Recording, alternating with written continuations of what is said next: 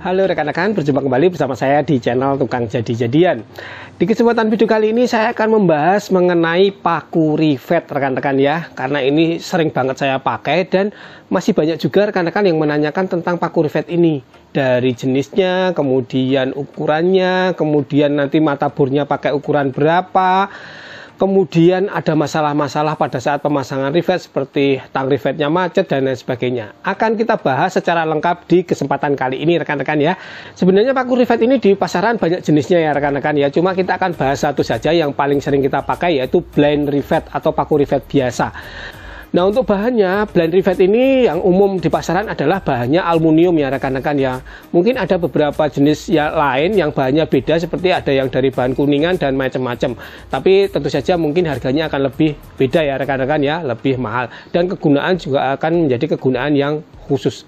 Nah, untuk blind rivet ini ukurannya macam-macam ya rekan-rekan ya. Tergantung kegunaan kita yang akan kita pakai ukuran berapa. Tentu saja ukuran yang lebih besar untuk menahan sambungan yang lebih kuat atau bebannya lebih berat.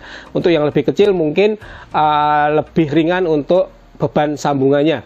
Dan untuk yang lebih kecil tentu saja dapat kita gunakan di tempat-tempat yang lebih rumit ya rekan-rekan ya.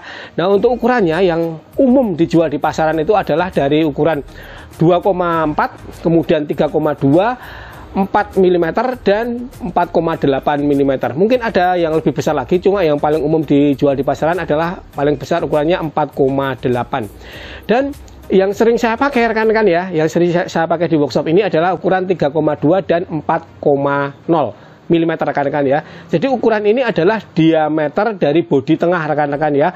Jadi kalau kita lihat struktur dari sebuah paku rivet, itu ada bodi, kemudian ada mandrelnya. Mandrel ini adalah pakunya ya rekan-rekan yang digunakan untuk menarik dari bodinya sehingga bodinya dapat menjepit. Dan yang selanjutnya, untuk membeli paku rivet ini kita bisa menggunakan ukuran juga ya rekan-rekan ya. Contohnya saya mau beli ukuran yang 3,2, tapi sebenarnya ada kode khusus ya rekan-rekan ya untuk menunjukkan ukuran dari paku rivet itu. Biasanya kalau yang 2,4 diameternya itu kodenya adalah di depannya angka 3. Kemudian yang 3,2 mm itu kode depannya adalah 4. Kemudian yang diameter 4,0 itu kodenya adalah 5. Kemudian yang paling besar 4,8 itu kodenya adalah 6. Jadi nanti ada 3 digit ya rekan-rekan ya. Saya akan tunjukkan tabelnya di samping di sini. Rekan-rekan bisa lihat saja untuk tabelnya dan ukurannya. Jadi rekan-rekan bisa pilih nih di tabel di samping ini ya rekan-rekan ya, mana yang sesuai dengan ukuran yang rekan-rekan perlukan. Sebagai contohnya ya rekan-rekan ya, kita akan menggunakan ukuran dengan kode 440. Kita berarti akan menggunakan diameternya adalah 3,2, kemudian panjang bodinya adalah 11 mm. Jadi yang membedakan adalah panjang bodinya ya rekan-rekan ya.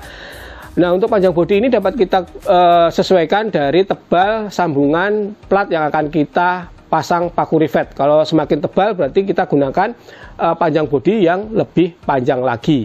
Jadi kita bisa sesuaikan kodenya saat kita membeli di toko bangunan ataupun di toko online. Seperti itu rekan-rekan ya. Kemudian yang selanjutnya yang sering ditanyakan adalah ukuran mata bor yang kita gunakan untuk memasang paku rivet ini ya rekan-rekan ya. Jadi untuk ukuran mata bor ini kita bisa menggunakan sistem satu step di atas diameter dari paku rivetnya. Sebagai contoh, paku rivet diameter 3,2 berarti kita gunakan step mata bor di atasnya yaitu 3,5 mm. Kalau kita gunakan yang 4 mm berarti kita gunakan yang 4,5 untuk mata bornya. Kemudian kalau kita gunakan paku rivet 4,8 berarti mata bornya menggunakan 5 mm. Seperti itu rekan-rekan ya. Jadi nanti untuk memasukkan dari rivetnya tidak seret di bagian media yang akan kita pasang paku rivet. Jadi satu step untuk mata bornya, satu step di atas ukuran paku rivetnya. Selanjutnya akan saya tunjukkan buat rekan-rekan cara pemasangan paku rivet yang benar supaya nanti tidak macet dari paku rivetnya di tang rivet. Dan nanti hasilnya juga lebih bagus. Seperti ini caranya rekan-rekan. Baik rekan-rekan, kita akan mulai untuk menunjukkan cara pemasangan rivet ini di hulu baja ringan. Tebalnya 0,3 mm. Untuk melubangi lubangnya kita menggunakan mesin bor rekan-rekan ya. Nah, untuk mesin bornya ini bisa menggunakan bor biasa, bor listrik ataupun bor cordless. Kalau yang praktis sih menggunakan bor cordless ya rekan-rekan ya, tapi kalau rekan-rekan mau pakai bor listrik pun juga bisa, tidak masalah. Saat ini kita akan coba menggunakan bor listrik ini dari merek DCA AJZ02-6A. Ini versi kecil rekan-rekan ya, ringan dipakai. Kemudian jaknya hanya 6 mm. Ya, seperti ini biasanya digunakan untuk pemasangan skru plafon rekan-rekan ya.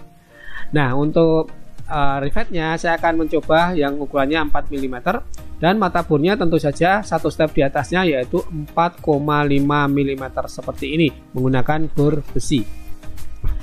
Langsung rekan-rekan kita pasang mata bornya seperti ini. Kalau bor listrik harus menggunakan kunci cak seperti ini ya untuk mengencangkan. Nah, seperti ini.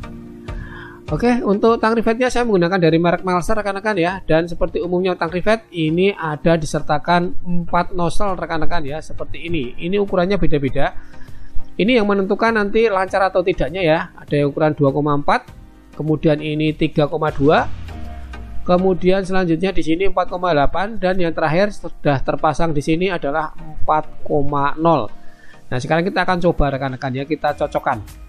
Saya menggunakan paku rivet 4 mm dan di sini longgar rekan-rekan ya. Jadi memang yang benar harus longgar seperti ini. Kalau seret berarti kita harus cari yang posisi lubangnya lebih besar.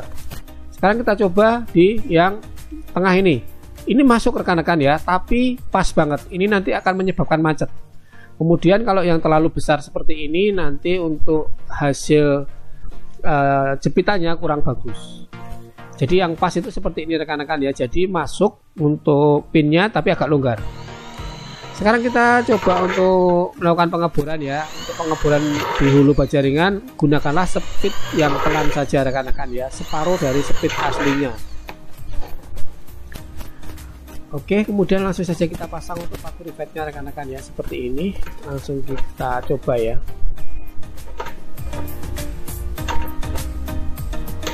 Biasanya kalau ukuran 4 mili seperti ini rekan-rekan ya, untuk paku rivetnya itu 3 kali kokang. Jadi yang menentukan adalah panjang pendeknya dari bodi rivetnya. Kalau bodinya semakin panjang, nanti tarikannya juga akan semakin banyak. Kita coba lagi rekan-rekan ya, dan lancar ya dari tadi ya. Untuk sisa mandrelnya atau pakunya dia bisa jatuh dengan mudah dan tidak macet di dalam. Nih, itu kan langsung jatuh rekan-rekan ya. Untuk sisa pakunya seperti ini, jadi nggak macet karena kita menggunakan nozzle yang lebih besar sedikit, jadi agak longgar, sisa pakunya bisa terjatuh dengan mudah.